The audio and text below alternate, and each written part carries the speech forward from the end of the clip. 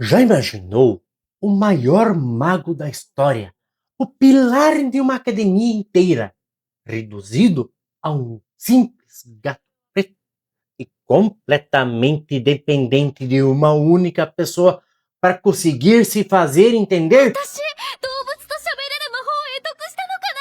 O paradoxo de Kuroneko Jumajo começa exatamente aí. Como um gênio absoluto despenca da glória para terminar miando por atenção.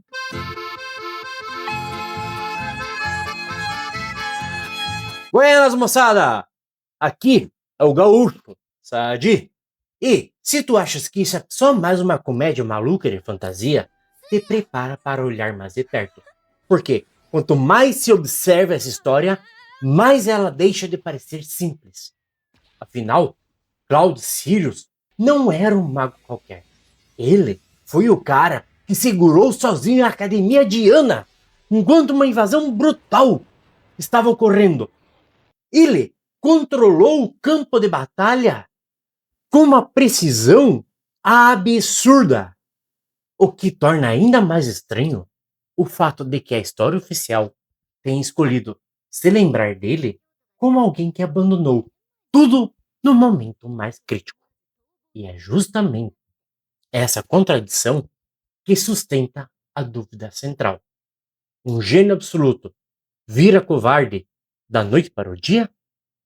Ou será que ele foi tirado do jogo exatamente quando ele tentou salvar alguém que ninguém estava olhando? Para saber mais sobre isso, se ele abandonou mesmo, fique até o final desse vídeo. A gente vai discutir sobre isso.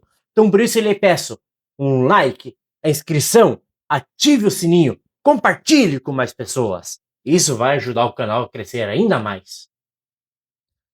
Porque quando a gente olha com mais atenção, fica claro que ele não fugiu. Ele fez uma escolha. No meio do caos, Cloud salvou uma criança. E essa decisão conecta diretamente com o presente. Porque essa criança é a Spica, uma jovem sem preparo algum, que sem perceber acaba se tornando o centro de toda essa situação. No presente, essa ligação se transforma em algo bem diferente do esperado. Para o resto do mundo, Cloud é somente um bichano, miando sem sentido.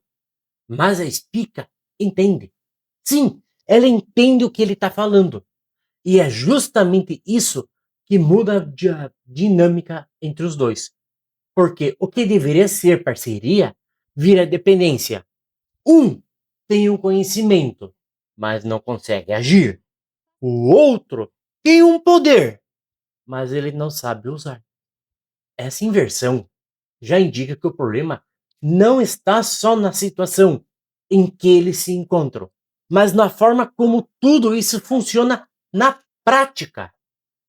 Isso vai ficar ainda mais evidente quando Cloud tenta conduzir a Spica pela primeira vez, quando ele tenta ensinar a primeira magia, porque o que deveria ser um treinamento sério rapidamente sai do controle.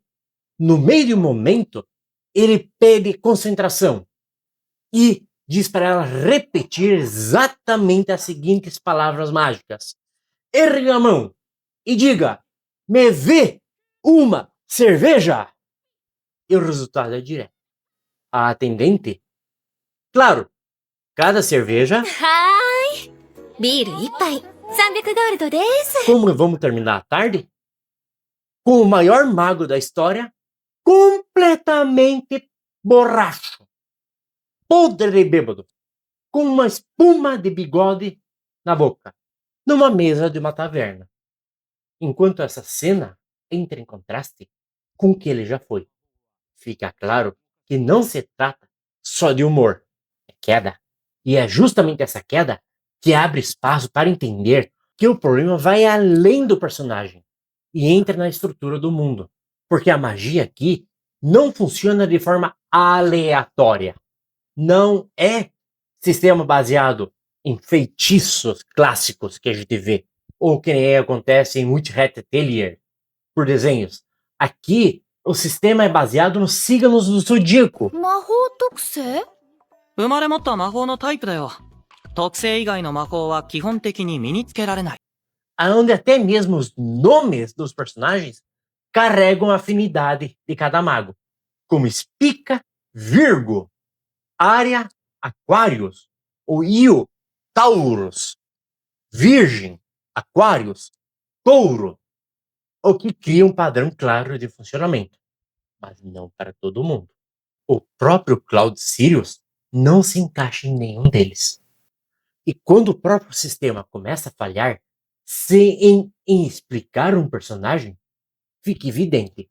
A anomalia não está isolada, porque a Spica também foge do esperado com a sua magia. 汝が持っている力、再生魔法だ。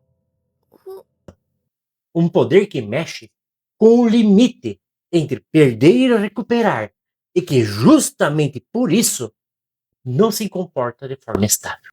E é por fugir de todas essas regras que o real problema aparece, porque a solução para Cláudio voltar à sua forma humana, elegante, chique, poderoso, foge pela culatra. Não tem absolutamente nada de elegante. A mana precisa circular por todo o corpo, inclusive por onde ninguém quer admitir, o que leva ao ponto mais absurdo da obra. A Spica precisa soprar a magia aonde? No traseiro do gato! 肛門から魔力を注入すると吸収が早く全身に行き渡るので即効性があるのだ。 Te imagina o maior mago do mundo tendo que ter a rabeta assoprada para poder retornar à forma humana. Essa é nova. Só que nem isso resolve.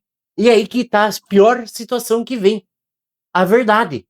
Porque o poder de Spica não sustenta o do Cloud, fazendo com que cada transformação dure pouco tempo. E quando até a solução vira um problema, o que se constrói não é alívio, mas atenção. Já que alguém que antes tinha controle absoluto passa a depender de um tempo limitado simplesmente para ser humano. E é nesse ponto que a história deixa de ser apenas estranha e começa a levantar uma dúvida ainda maior das regras.